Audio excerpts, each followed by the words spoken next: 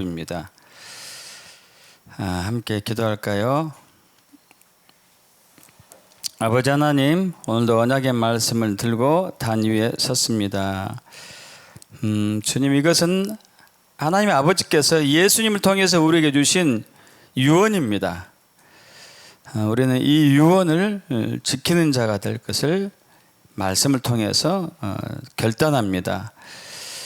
이 유언의 의미가 뭔지를 깨닫게 하시고 유언을 잇는 것이 무엇이며 또 주님의 뜻이 무엇인지 알 수 있는 시간이 되기를 축복합니다. 또 말씀을 증거한 저에게도 오직 성령의 나타남과 능력으로 선포할 수 있도록 기름 부으소서. 우리 주 예수 그리스도로 기도합나이다. 아멘. 하나님 말씀은 갈라디아 4장 6절 7절입니다. 합독해 볼까요? 너희가 아들이므로 하나님이 그 아들의 영을 우리 마음 가운데 보내사 아빠 아버지라 부르게 하셨느니라. 그러면 내가 이후로는 종이 아니요 아들이니 아들이면 하나님으로 말미암아 유업을 받을 자니라. 아멘. 여러분, 그 명문 가문의 특징이 뭔지 아시는가요? 한 15년 전에 한 월간지에서 조영헌이라는 칼럼니스트가 이제 쓴 글을 제가 잠깐 인용해 보겠습니다. 명분가는 하루아침에 되는 것이 아닙니다. 시간이 필요합니다. 당대에 반짝였다가 아들, 손자대에 가서 형체도 없이 사라지는 집도 많습니다.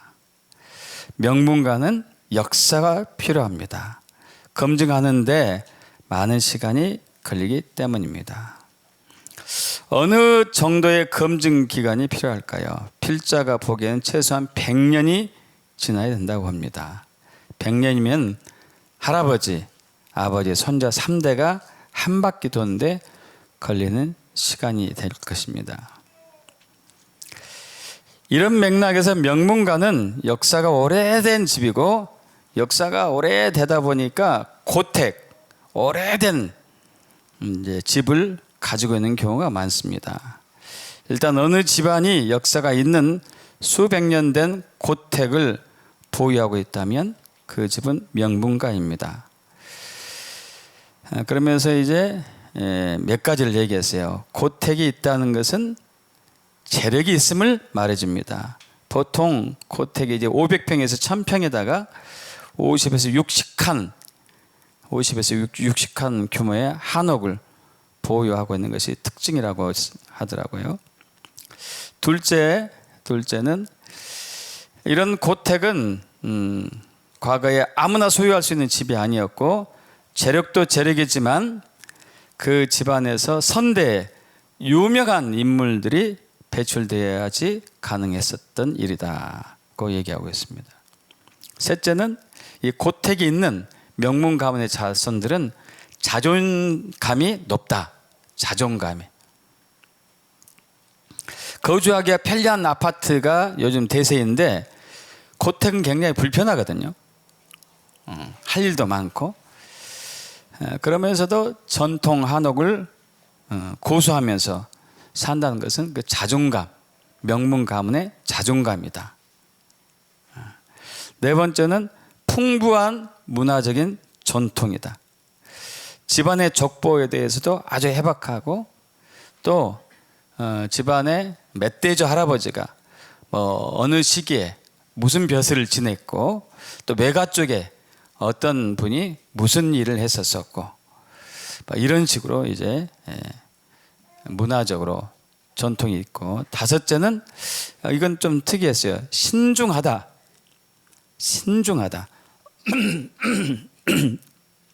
명문 가문을 오랫동안 유지해 오기 위해서는 수많은 난관과 어려움이 위기가 있기 마련인데 이런 난관에 부딪혀서 어떻게 대처를 하는 것인가? 대처한 비결은 신중이다. 신중. 그래서 그 해남에 있는 이분이 이제 전국에 있는 고택을 다 조사해 봤나 봐요. 명문 가문을. 해남의 윤씨 집안에 노구당이 있답니다. 노구당.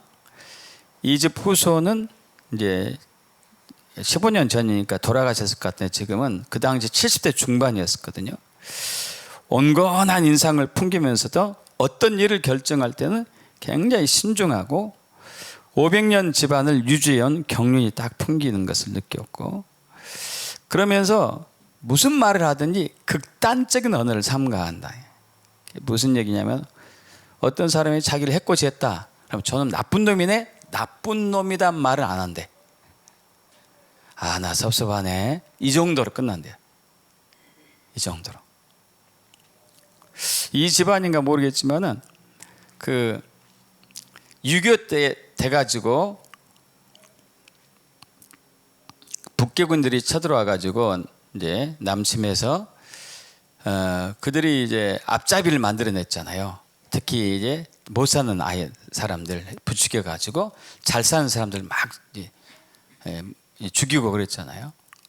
그런데 이 집안에서도 한쪽은 북한군 편을 들고 한쪽은 아군 편을 드는 있었대요. 근데 이 둘이 만나면은 그러면 안 되죠. 좀 생각 좀 해보세요. 막 창으로 찔러 죽이고 뭐 이런 것이 전혀 아니고 정말 말을 이렇게 신중하게 했다는 거예요. 그래서 이제 그 또 안동에 가면은 여섯째 아주 이게 중요한 부분이 또 하나 있더라고요. 여섯째가 적선을 많이 한대요. 명문가들의 공통점이 적선이라는 거예요. 이게 얼마나 중요한지 자기들 삶에서 가문에서 종교처럼 신앙처럼 적선을 한다는 거예요. 그래서 그 안동에 가면은 학봉 집안이 있는데 고택이 잘 관리가 되어 있고 집안에는 냉장고가 많이 있는데 영업용 냉장고가 있는 거예요. 되게 큰 거. 그리고 물건들이 가득해 있어요. 그래서 이제 이분이 가서 여쭤봤대요. 왜 이렇게 큰 냉장고 이 집안에 필요하고 사람도 별로 없는데 사는 사람도 없는데 업소용을 갖다 놨냐 했더니 여기에 들리는 사람들에게 음식을 대접해주고 꼭 거기서 주무시게 한다는 거예요. 요즘은 그렇게 하지 않잖아요. 호텔이나 이제 뭐 모텔 같은데 해주고 여기서 주무시라고 이렇게 하잖아요. 근데 굳이 집안에서 이제 주무시게 하고. 또 충청도 논산에 가면은 윤증 집안이 있대요. 윤증. 호가 명제인가 봐. 이 집안은 담벼락이 없는 거예요. 담벼락. 담이 없기 때문에 내방객들이 바로 사랑채로 진입할 수가 있고, 그래서 사람들에게 다 보여주는 것이죠. 감출 것도 없고 숨길 것도 없다. 올 사람들은 다 와서 봐라. 그리고 이 집안이 이제 조선시대에 어떤 일이 있었냐면은 조선시대에 이제 집에서 고소득을 올릴 수 있는 게 이제 누에, 뽕누에 알잖아요. 누에를 키우는 일이었대요. 그 명주씨를 뽑는 거잖아요. 근데 이 집안만큼은 누에를 치지 않는 거예요. 왜냐하면은 우리가 하면은 가난한 사람들이 먹고 살기 어렵다. 그래서 아예 못을 박은 거예요.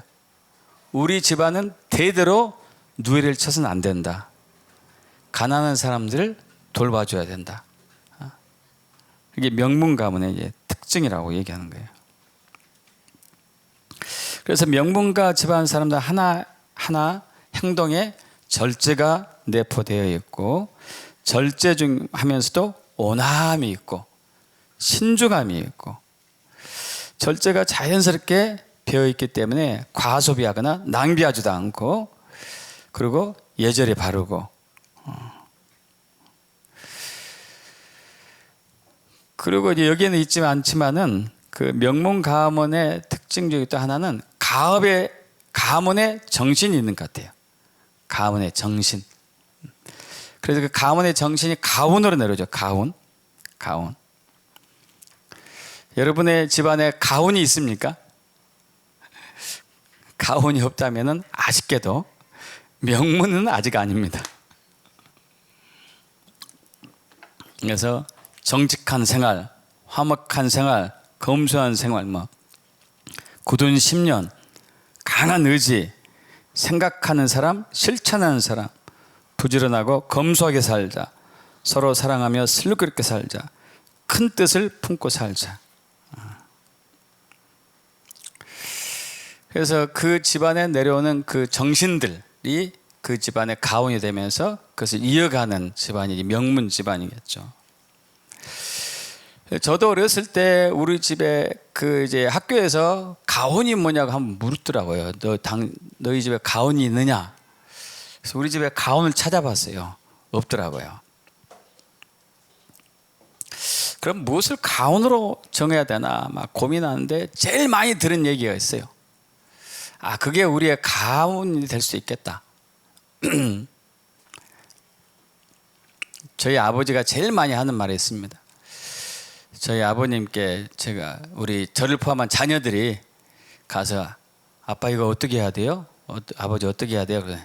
네 엄마한테 물어봐라.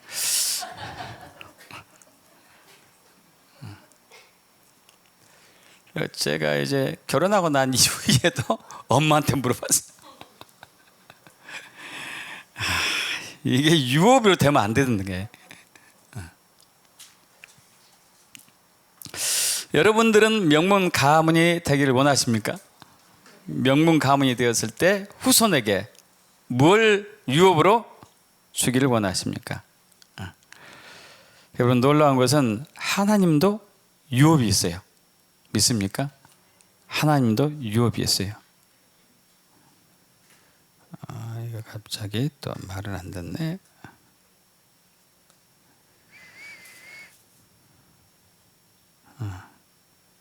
자, 갈라디아 4장 6절 7절 합독합니다.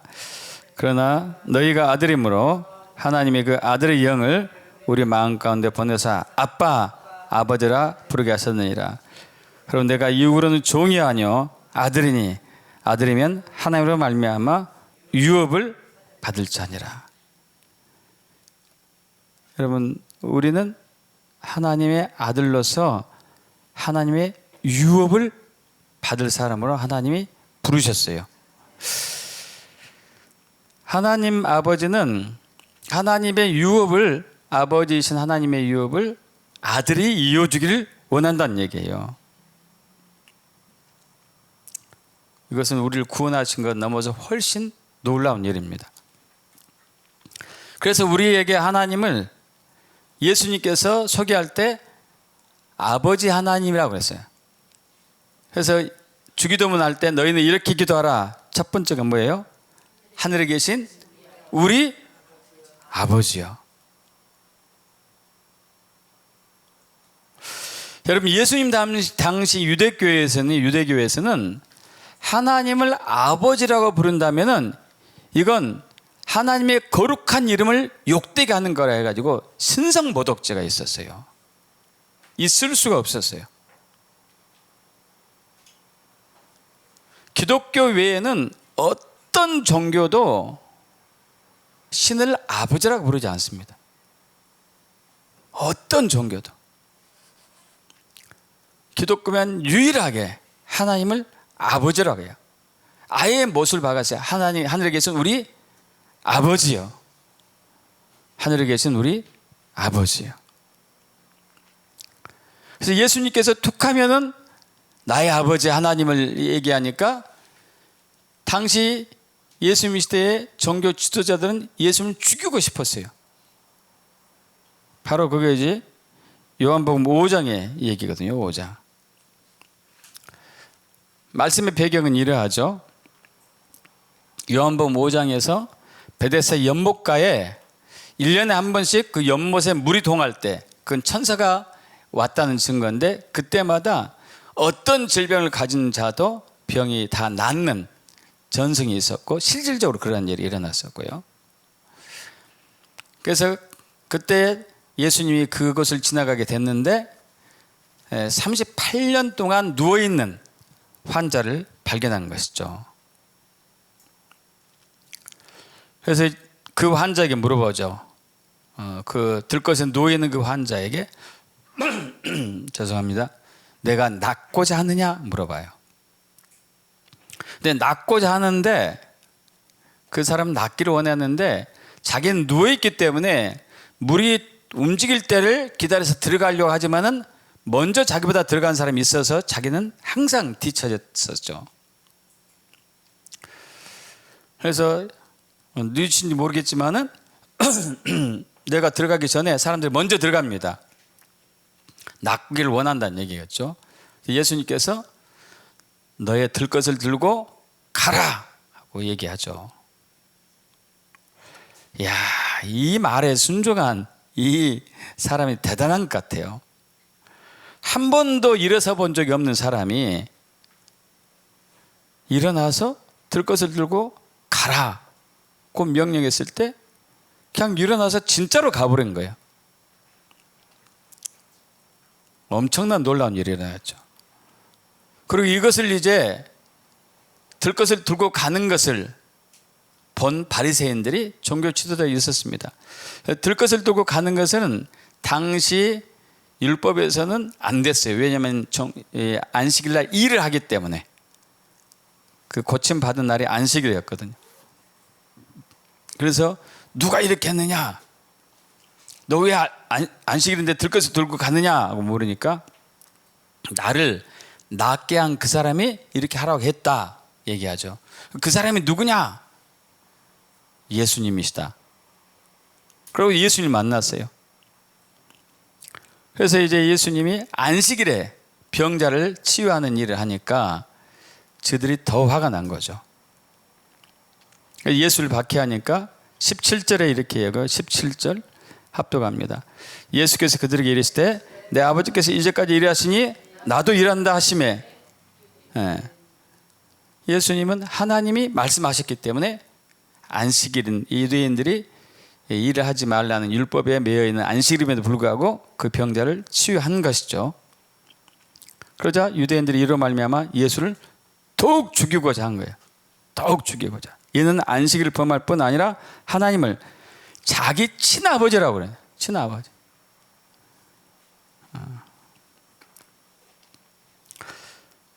여러분, 예수님의 십자가의 죽음이 저와 여러분을 하나님을 친아버지로 초청하신 거예요. 이건 엄청난 것이죠. 여러분 그런 생각 해본 적 없었습니까? 저는 있었어요.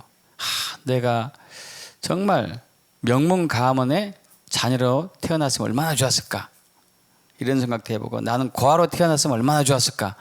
이런 생각도 해보고 당시 이제 가장 잘 나가는 집안이 그 현재 이재용 할아버지 되는 이병철 삼성을 일으키신 분이었고 또 현대 창업주이신 정주영 회장이었죠. 야, 저런 집에서 저런 사람과 저런 부모 밑에서 내가 며칠만 살아봤으면 하는 마음이 품은 적도 있었어요.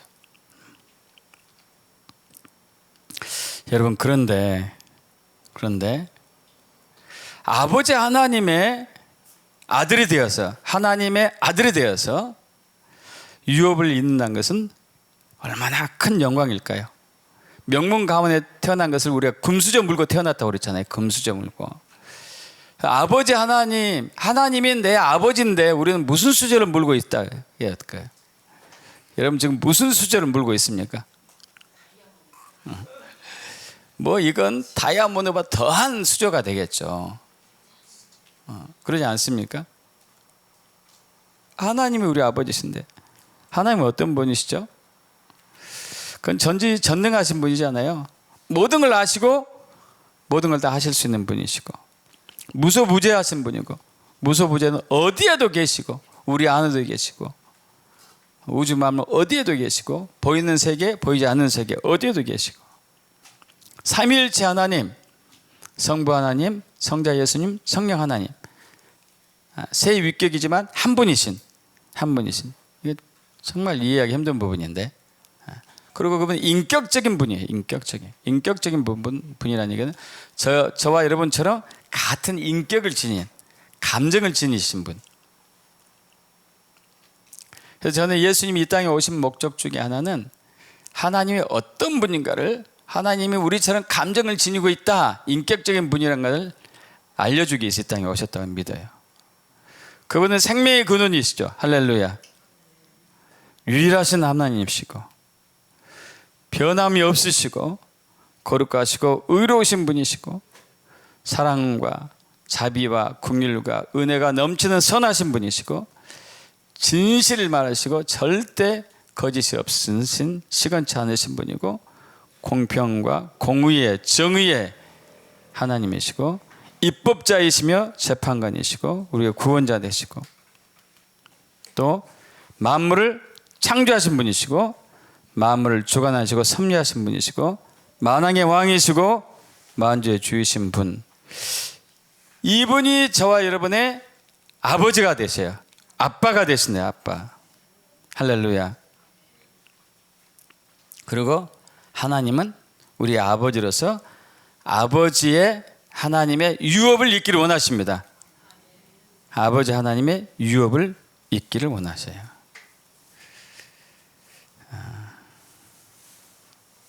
여러분, 아버지 하나님의 유업이 뭘까요? 아버지 하나님의 유업.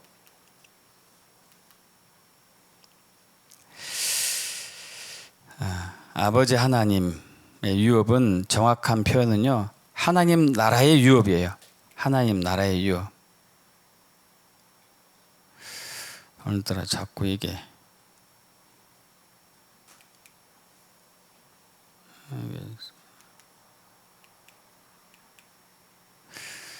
자, 고린도전서 6장 9절과 고린도전서 15장 50절 합독해 봅니다. 불의한 자가 하나님 나라를 유업으로 받지 못할 줄을 알지 못하느냐?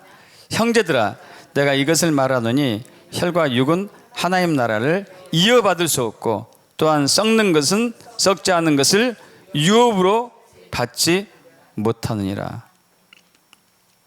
하나님 아버지 유업은 하나님 나라의 유업이에요. 하나님 나라의 유업. 하나님 아버지 유업은 하나님 나라의 유업이에요. 하나님 나라의 유업. 그래서 불의한 자는 하나님의 나라를 유업으로 받지 못합니다. 의로운 사람만 받아요. 누가 의로운 사람이죠? 예수 믿는 저와 여러분 믿습니까? 로마서 10장 9절, 내가 만일 내 입으로 예수를 주로 시인하며 또 하나님께서 그를 죽은 자 가운데 살리신 것을 내 마음에 믿으면 구원을 받으리라. 사람이 마음으로 믿어 의에 이르고 입으로 시인하여 구원에 이르느니라. 의인만 하나님의 나라를 유업으로 받습니다. 또 아까 얘기한 것처럼 이 고린도서 15장 50절을 보면은 형제들 내가 이것을 말하노니 혈과 육은 하나님 나라를 이어받을 수 없고 또한 썩는 것은 썩지 않은 것을 유업으로 받지 못하느니라. 여러분, 고택이 있고 고가구가 있고 오래된 집이 있다 하더라도 언젠가는 없어지죠. 그러나 하나님의 왕국은 영원합니다.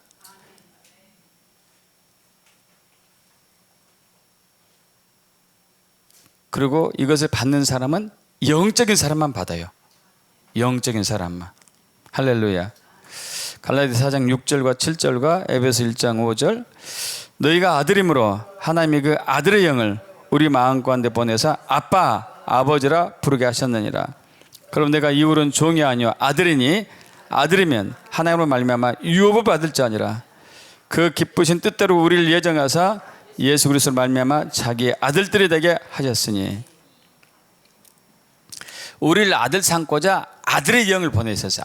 이 아들의 영이라는 것은 예수 그리스도를 얘기해요. 예수 그리스도의 영, 예수의 영을 보내셨다는 얘기예요. 그분이 성령님이시고, 그 성령님 로마서에서는 양자의 영이라고, 양자의 영, 아들의 영, 우리를 양자가 된 아들, 양자로 된 아들이 된 것이죠. 그래서 하나님 아버지의 유업은, 아버지 하나님의 유업은 하나님 나라의 유업. 하나님 나라의 유업이 뭔지를 또 알아야 되겠죠. 하나님 나라의 유업. 하나님 나라라는 단어는 늘 말씀드렸다시피 나라라는 바실레이라라고 했네. 바실레이아입니다. 이것은 킹덤, 왕국, 통치, 다스림, 왕위, 지배 뭐 이런 얘기죠.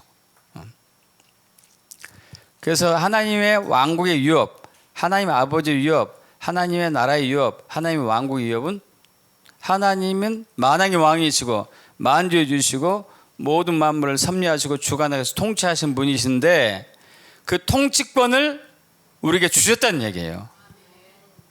할렐루야. 그 통치권. 바로 창세기 1장 27절 28절이죠. 하나님이 자기 형상 합독합니다. 하나님의 자기 형상 곧 하나님의 형상대로 사람을 창조하시되 남자와 여자를 창조하시고 하나님이 그들에게 복을 주시며 하나님이 그들에게 이르시되 생육하고 번성하여 땅에 충만하라. 땅을 정복하라. 바다의 물고기와 하늘의 새와 땅에 움직이는 모든 생물을 다스리라. 할렐루야. 하나님을 대신해서 우리를 다스리는, 우리를 통치하는 사람으로 우리를 세우신 것이죠. 그래서 우리를 왕 같은 제사장으로, 거룩한 나라로, 왕으로 세우셨어요. 베드로전서 2장 9절, 계시록 1장 6절 합동합니다. 그러나 너희는 택하신 족속이요 왕 같은 제사장들이요 거룩한 나라요 그의 소유가 된 백성이니 이는 너희를 어두운 데서 불러내어 그의 기이한 빛에 들어가 하신 이의 아름다운 덕을 선포하게 하려 하심이라. 그의 아버지 하나님을 위하여 우리를 나라와 제사장으로 삼으신 그에게 영광과 능력이 세세토록 있기를 원하노라. 할렐루야. 우리는 왕 같은 제사장으로. 계시록 1장 6절에서 그의 아버지 하나님을 위하여 우리를 나라, 여기서 원래 원은 왕입니다. 왕과 제사장으로 삼으신, 왕과 제사장으로 삼으셨다는 이 단어도 동사인데 시제가 과거형으로 했어요. 이미 우리를 예수 믿는 순간에 우리는 왕이고 제사장이 된 것이죠. 뭐 하기 위해서요? 하나님을 대신해서 통치할 수 있도록. 이게 바로 교회의 정체성이잖아요. 교회의 정체성. 마태복음 16장 18, 19절 합동합니다. 내가 이 반석 위에 내 교회를 세우리니 음부의 권세가 이기지 못하리라. 내가 천국 열쇠를 내게 주리니 내가 땅에서 무엇이든 매면 하늘에서도 매일 것이요 내가 땅에서 무엇이든 풀면 하늘에서도 풀리리라. 할렐루야. 그래서 우리는 하나님을 대신해서 이 땅의 모든 영역을 다스릴 수 있도록 우리가 새롭게 창조가 됐습니다. 만왕의 왕이시고 만주해 주신 그분을 대신해서 새롭게 창조된 것이죠. 각 영역을 통치하고 다스린 것. 여러분 이것을 바로 다른 말로 사역이라고 그래요. 사역. 근데 안타깝게도 이 시대에 수많은 그리스도인들이 있지만은 하나님을 대신해서 통치하고 다스리고 있다는 얘기를 별로 우리는 듣지 못했어요. 그러지 않습니까, 여러분? 그런 사람 별로 찾아본 적이 없어요. 어쩌다가 나와요, 어쩌다가.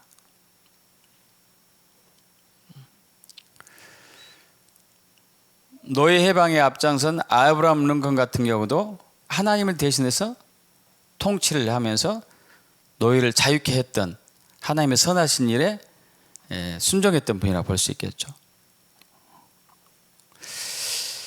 왜 이처럼 이제 하나님의 통치와 다스림에 그 유업을 받는 사람들이 적은가? 별로 없는가? 몇 가지 이유가 있어요. 첫째는 순서는 없습니다만 사역에 대한 오해야. 사역이 뭐죠? 하나님의 일이죠. 하나님의 일. 우리는 흔히 이제 어떻게 얘기하냐면은 주의 종을 하나님의 일을 한다고 하면서 사역자, 사명자라고 부릅니다. 그래서 뭐 선교사, 뭐 목사 이런 사람들을 주의 종이라고 부르고 하나님의 일을 한다고 사역자, 사명자라고 부릅니다. 여러분, 이것은 굉장히 폐쇄적이고 굉장히 제한된, 사역에 대한 제한된 이해예요. 여러분, 사역이라는 단어는 영어로 뭐죠? 영어로 미니스트리 그래요. 미니스트리. 영어로 미니스트리라가 사역이에요. 사역. 미니스트리가 뭐죠? 미니스트리. 미니스트리가 정부의 부처, 내각을 영어로 미니스트리라고 그래요. 미니스트리.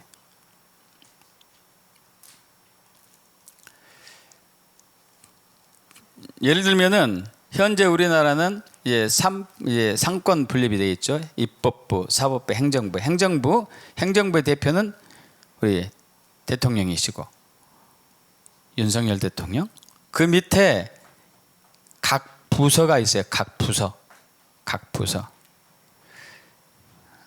우리나라 부서 꽤 많습니다. 기획재정부, 교육부, 국방부, 과학기술정보통신부, 법무부, 외교부, 행정안전부, 문화체육관광부, 농림축산식품부, 산업통상자원부, 보건복지부, 환경부, 고용노동부, 여성가족부, 국토교통부, 통일부, 해양수산부, 중소벤처기업부. 각 부서를 미니스트리라고 해요. 미니스트리. 여러분, 지금 제가 무슨 얘기하고 있죠? 사역이 뭔지를 정확한 이해를 돕고 있어요. 사역이 뭔지. 우리는 사역, 그럼 목사, 선교사만 이렇게 생각하고 있어요. 사역의 진짜는, 원래 의미는 정부기관, 부서를 얘기해요. 미니스트리, 정부의 부처, 내각. 그러면 이런 부서에서 기획재정부, 교육부, 국방부, 외교부, 보건복지부, 환경부 이런 각 부서에서 통치하는 일을 하는 사람을 미니스트리. 그래서 사역이 미니스트리고 장관이 미니스터. 장관. 교육부 장관. 그럼 에듀케이셔널 미니스터 이렇게 할 수도 있겠죠? 에듀케이셔널 붙이는 게 모르겠습니다만은 수상 총리는 프라임 미니스터. 사역.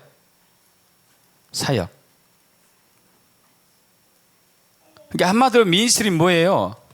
통치하는 게요. 통치. 믿습니까, 여러분? 목회를 하든지 선교를 하든지 관계없어요. 평신도든지 신학을 해서 목사 안수를 받았든지 관계없어요. 그럴 수 있는 모두는 미니스트리. 하나님의 이 왕국의 통치를, 하나님의 통치를 유업으로 받은 사람. 믿습니까, 여러분? 이해되세요? 하나님의 통치를 유업으로 받은 사람. 미니스트리. 우리는 그 일에 동참해야 돼요.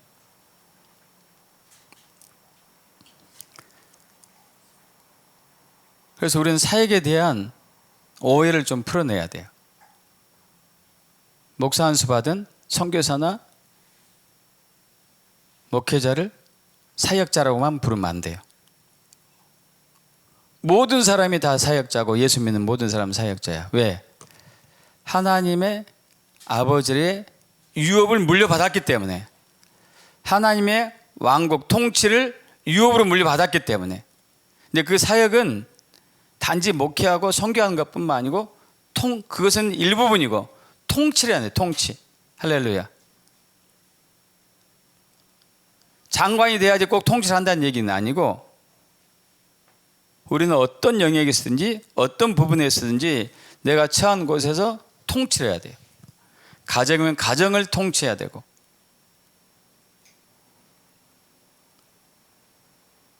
사회복지면 사회복지를 통치해야 되고, 경제면 경제를 통치해야 되고. 경제를 통치한다는 것은 뭘까요? 가난을 없애는 거겠죠. 할렐루야. 예수 믿는 사람들은 가난을 없애는 사람들이에요. 아까 명문 가문의 마지막 특징 제일 중요한 건 뭐였죠? 적선이라고. 적선. 그래서 옛날에 명문 가문들은요, 자기 땅 주변에 수킬로 안에 가난한 사람이 없어야지 명문 가문이라고 했을 정도로.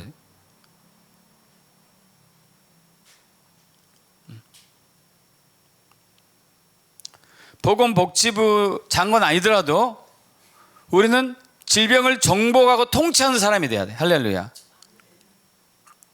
아픈 사람을 위해서 치료하고 병든 사람을 낫게 하고 귀신을 쫓아내주고. 할렐루야.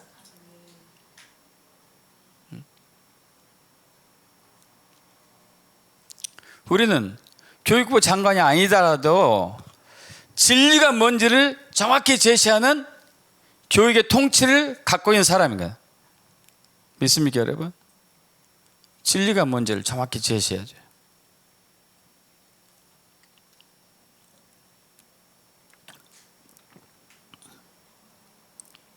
요즘 젊은이들이 방황하는 가장 큰 이유는 진리가 뭔지를 몰라서 그렇거든요. 진리가 뭔지.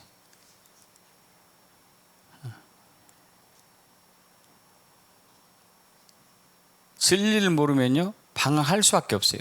내 사는 목적이 모르는데, 내가 창조된 이유를 모르는데. 이제 그리스도인들은 알고 있잖아요. 진리가 뭔지. 진리가 예수님이시고, 그분의 말씀이시고, 할렐루야, 성령님이시고.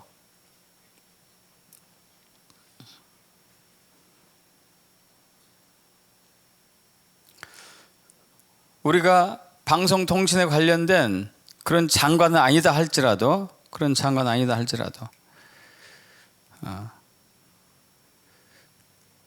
우리는 정말 언론에서 호도하고 있는 많은 이야기들을 걸러내서 듣고 바르게 전할 수 있는 그런 통치가 돼야 되겠죠.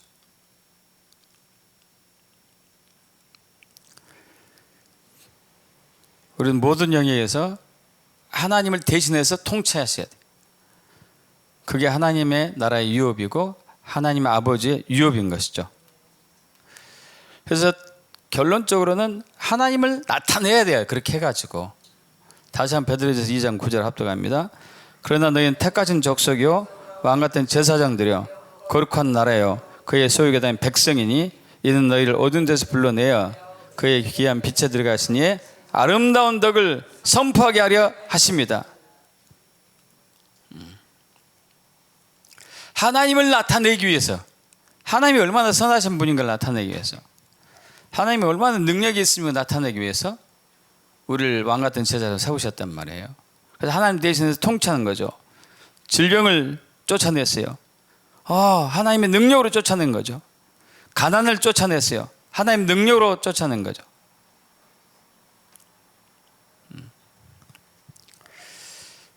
아까 이제 그 명문 가문 그분이 또 조사한 바로는 전남 여수에 가면요 봉소당이라는 태코가 붙은 집이 있대요. 이 집은 여러분 혹시 이제 그 가문의 영광이라는 영화 보신 적 있습니까?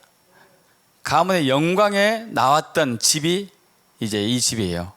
굉장히 집이 웅장했잖아요. 컸잖아요.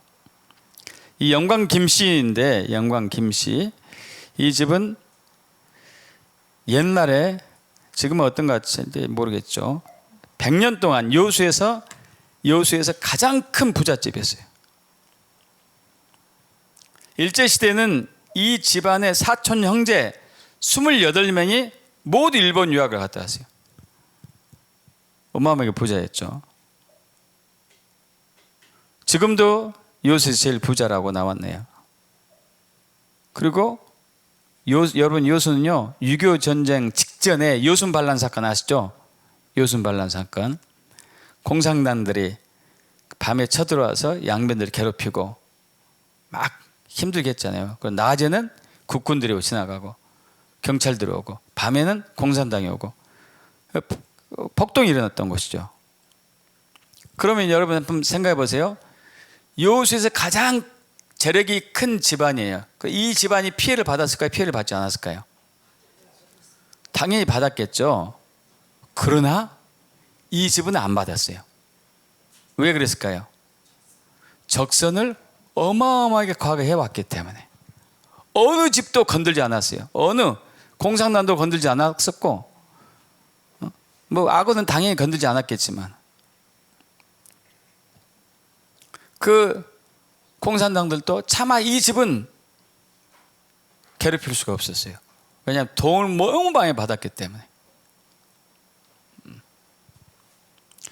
여러분, 우리는 하나님의 아름다움을 나타내야 돼요. 할렐루야. 하나님의 선하심을 나타내야 돼요. 통치를 통해 가지고. 할렐루야. 통치를 통해 가지고. 통치를. 근데 우리는 여기에 관심이 없어. 세상 일에 관심이 많고. 여러분, 아까 그랬어요. 아니, 명문 가문에 태어난 것은 금수저 물고 태어난 것인데, 아버지 하나님의 자녀가 됐다는 것은 다이아몬드보다 더 큰 어마어마한 수저를 물고 태어난 것이다.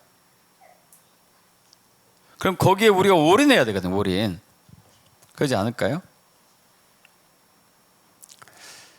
여러분, 오늘부터 여러분의 이렇게 고민하는데요. 이 시간부터는 하나님의 왕국의 유업, 통치의 유업, 아버지의 유업에 몰두하십시오.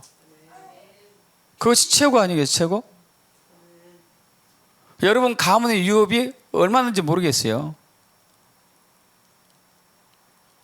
그러나 하나님의 유업과 아버지 유업과 비교가 될 수 있을까요? 이건 말도 안 되겠죠.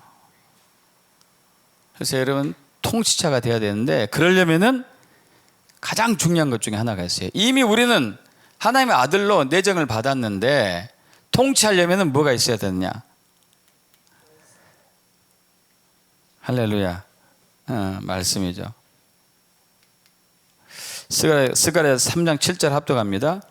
만군의 여호와의 말씀에 내가 만일 내 도를 행하며 내 규례를 지키면 내가 내 집을 다스릴 것이요 내 뜰을 지킬 것이며 내가 또 너로 여기 섰는 자들 가운데 왕래하게 하리라. 할렐루야. 말씀. 도가 여호와의 말씀이거든요. 규례는 여호와의 말씀을 얘기해요. 믿습니까, 여러분? 말씀이 있어야지 다스릴 수 있어요. 왜 말씀이 있어야 다스릴까요? 다스리려면은 다스리는 원칙과 기준이 있어야 되거든요. 행안부에서는 행안부 기준이 있고, 보건복지는 보건복지의 기준이 있고, 법무부엔 법무부 기준이 있고, 다 다르거든요. 이게 다. 거기에 맞게 이제 다스려야 되겠죠. 그래서 시편 119편은 성경에서 가장 긴 절이잖아요. 172절까지 했죠. 172절까지. 근데 이 172절 모두가 여호와의 말씀이에요. 한 절 한 절이 다 172절 모두가. 그래서 1절부터 좀 보자면 행위가 온전하여 여호와의 율법을 따라 행한 자들은 복이 있다. 율법. 2절 여호와의 증거들, 증거도 말씀을 얘기해. 증거들 지키고 전심으로 여호와를 구하는 자는 복이 있다. 3절 참으로 그들은 불을 행하지 아니하고 주의 도 역시 말씀이에요. 행한도다. 4절 주께서 명령하사 주의 법도를 말씀 잘 지키게 하셨나이다. 5절 내 길을 굳게 정하사 주의 율례를 지키게 하소서. 율례 말씀, 율례 말씀. 6절 내가 주의 모든 계명에 주의할 때는 부끄럽지 아니해야 돼. 역시 말씀. 7절 내가 주의 의로운 판단을 배울 때는 정직한 마음으로 주께 감사해. 역시 말씀 판단도. 9절 청년이 무엇으로 그의 행실을 깨끗하게 해야 될까? 주의 말씀만 말씀. 역시 말씀이죠. 13절 주의 입의 모든 규례도 말씀. 나의 입술 선포하였으며. 22절 내가 주의 교훈들을 말씀. 29절 주의 법 내게 주의 법을 내게 은혜로이 법 말씀. 30절 주의 길 역시 말씀이에요. 모든 게 말씀이에요. 율례, 규례, 계명, 판단, 증거, 법도, 도 모든 게 말씀이에요. 길 다 말씀입니다. 그래서 여호수아에게 이렇게 얘기합니다. 여호수아 1장에서 이제 신명기, 여호수아 직전이 신명기잖아요. 신명기에서 모세가 죽죠. 그리고 후계자가 여호수아가 되죠. 여호수아를 다른 말로 하면은 예수가 여호수아죠.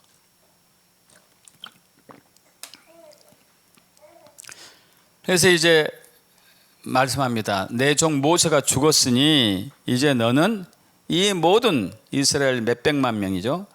백성과 더불어서 이 요단강을 건너 가지고 내가 너에게 준 가나안 땅으로 들어가라. 그러면서 내가 모세에게 말한 바와 같이 너희가 발바닥으로 밟는 모든 것은 내가 다 너에게 주었다. 이 광야와 레바논에서부터 큰 강 유브라데강까지 해쪽 속의 온 땅과 또 해진 쪽 대해까지 너희 영토가 될 것이다. 내 평생에 너의 평생에 너를 능히 대적할 자가 없으리니 내가 모세 함께 있었던 것 같이 너와 함께 있을 것이다. 내가 너를 떠나지 아니하며 버리지 아니할 것이다. 강하고 담대하라. 너는 내가 그들의 조상에게 맹세하여 그들에게 주리라 한 땅을 이 백성이 차지하게 하라. 할렐루야. 여러분, 이 백성에게 가나안 땅을 차지하게 하라고 여호수아에게 명령합니다. 여호수아에게 명령했어요. 그러고 나서 이 말씀을 한 거예요. 여호수아 1장 7절에서 9절 합독합니다. 오직 강하고 극히 담대하여 나의 종 모세가 내게 명령한 그 율법을 다 지켜 행하고 우로나 좌로나 치우치지 말라. 그리하면 어디로 가든지 형통하리니 이 율법책을 내 입에서 떠나지 말게 하며 죄할 것을 묵상하여 그 안에 기록된 대로 다 지켜 행하라. 그리하면 내 길이 평탄하게 될 것이며 내가 형통하리라. 내가 내게 명령한 것이 아니냐. 강하고 담대하랴. 두려워하지 말며 놀라지 말라. 내가 어디로 가든지 하나님 여호와가 너와 함께 하느니라. 할렐루야. 네가 가나안 땅에 들어가서 이 땅을 정복하고 통치하고 다스리고 내 백성에 줄 것인데 그렇게 하기 위해서는 너는 말씀이 있어야 된다. 율례가 있어야 된다. 법도가 있어야 된다. 법이 있어야 된다. 계명이 있어야 된다. 증거가 있어야 된다. 판단이 있어야 된다. 길이 있어야 된다. 도가 있어야 된다. 여호와의 법이 있어야 된다. 할렐루야. 통치하기 위해서는 법이 있어야 돼. 법. 여러분은 어떤 삶을 살기 원하십니까? 종된 삶을 살기 원하십니까? 아니면 통치의 삶을 살길 원하십니까?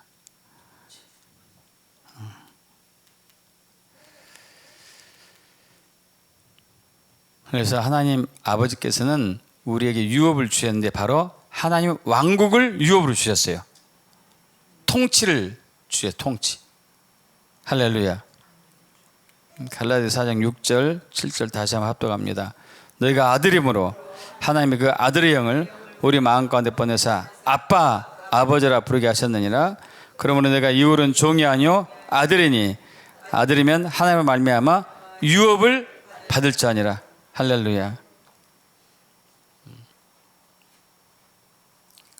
여러분의 가문의 유업이 아무리 큰다 한들 하나님 아버지 유업에 비교하면은 이건 세 발의 피도 안 되죠.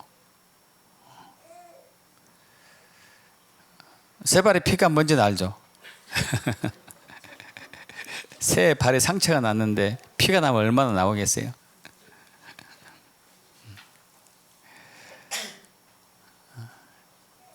우리는 하나님을 아버지를 삼고 아버지의 유업을 물려받은 통치자들입니다. 그래서 여러분 말씀을 계속 붙들면은 통치하는 꿈을 꾸게 돼요. 통치하는 삶을 살게 되고. 그렇게 되어 축복합니다. 아멘. 다 같이 일어나실까요?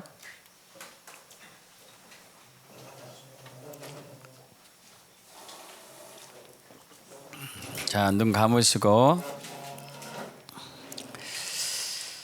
자, 여러분 하나님의 아들입니다. 그리고 하나님의 아들의 영, 예수의 영이 우리 마음에 있습니다. 그래서 우리는 하나님을 아빠, 아버지라고 부를 수 있습니다. 그리고 아빠, 아버지라고 부르는 우리에게 하나님 아버지는 유업을 주셨습니다. 그것은 하나님 나라의 유업이에요. 왕국의 유업이에요. 할렐루야. 그 유업을 주신 주님을 찬양합니다 하고 우리 함께 통성으로 잠깐 기도할까요?